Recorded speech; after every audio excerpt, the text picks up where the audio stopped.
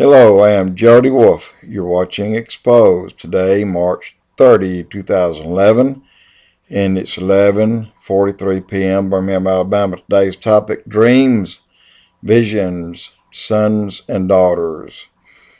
And, of course, I'll explain all this. In Joel 2:28 in the Bible, your daughters will be prophets. Your old men will have dreams. Your young men will see visions.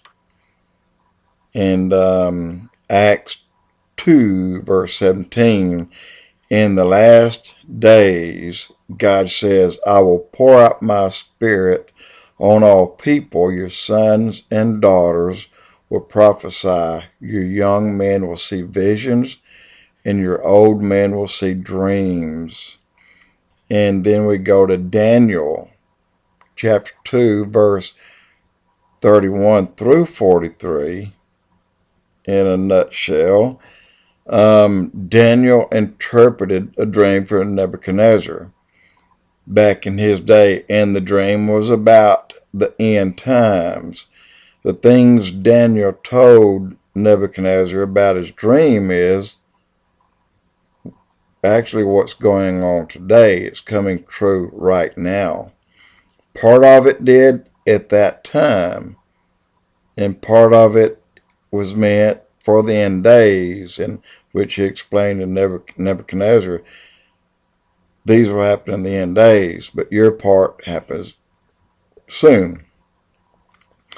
And anyway, there's kind of a timeline that started with Nebuchadnezzar and Daniel in that day, the king in those days, and but part of the dream is now, and today is here, and it's coming true. So what I'm telling you today, and please bear with me on this, you may have already had a dream or a vision. You may not know what to do with it, so you kind of shrug it off and you go on. Now, if this dream, or more of the same dream, try to get somebody to say, hey, tell me about my dream, see if they can tell you what it's about. Try to interpret the dream. And because the dream is from God. And if God caused you to dream, it's meant here in the last days to pre-warn all the people you know, to everyone. That's why you see people all the time saying prophecy 2012 or something of that nature. You know what I'm talking about. Excuse me. And but let me mention something. My daughter had a dream, and I put this on a blog, and it was rather long. She typed it out, or anything I read, anytime I read over 3 minutes, it's long to me. But anyway, in her dream, we kind of downsized it somewhat. But in a nutshell, she saw Asians patrolling beaches in the water and the streets. They wore dark uniforms, red patch or stripes on their sleeves, and she said, I believe it was Mobile, and I saw many streets randomly parked were emergency vehicles like an ambulance. And I took that, and I had that for a long time. Unfortunately, I had it for 15 months.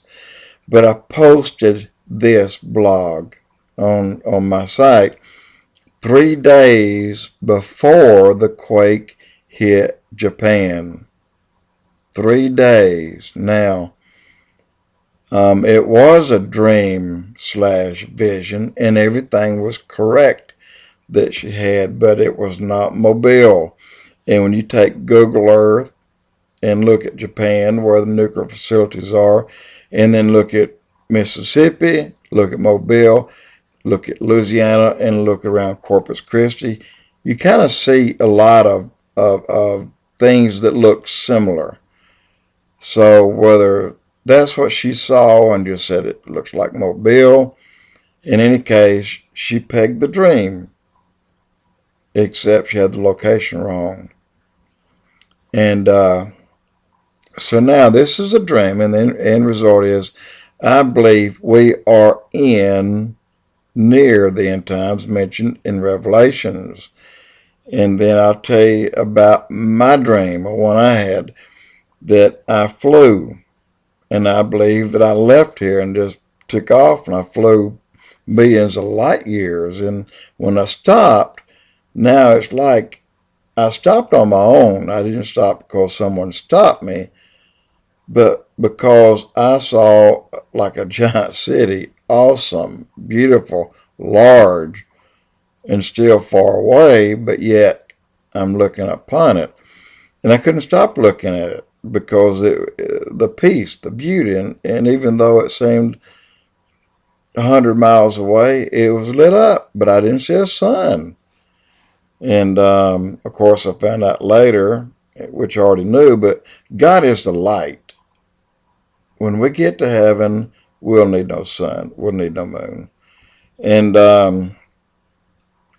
so after about 2 minutes, I returned home, and the next thing I remember, I woke up. I never forgot that dream.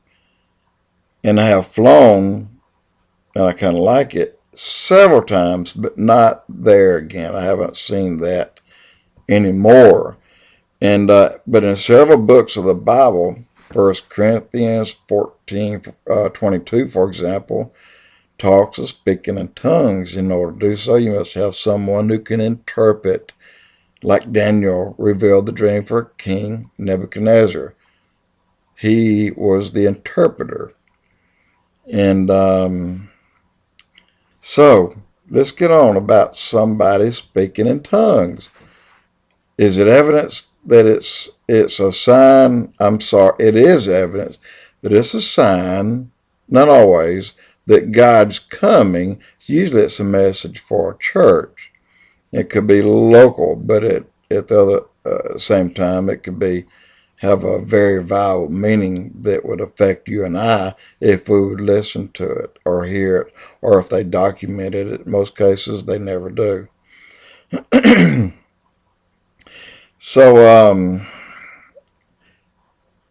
again, you might be having these dreams and visions. You yourself, I mean, think about it. Your close friend, your sister, daughter, brother, father, mother. And last, speaking in tongues is not demonic. It is far from it. So put that out of your mind. It's a gift. Use it well, and many more will come. If you have them and you don't do anything with them, then you may stop having them. It is a gift from God. And study it, write them down, tell people about them, put them on a blog, because I would be interested. Many people would be. And so remember, God spoke to you. So please go and tell someone. This is a blessing, and it is from God, and it's always for the growth in the church. The same dreams with visions, it is meant to share with others so that they can view as a warning, a message, or most importantly, it will allow people to prepare for the near future. It will get you ready for things that may be coming your way. If you do nothing with them, then again, you'll stop having them. So listen to your dreams and visions. Write them down and warn people. And I have only one little thing left. If I read a blog of dreams and visions and see that I might be affected by it, I'm going to take precautions. I will prepare, because to me it is a warning. And if you're having them, the Bible says you will. But if you don't use them, then you'll stop having them. Jody Wolf, EXPOZ.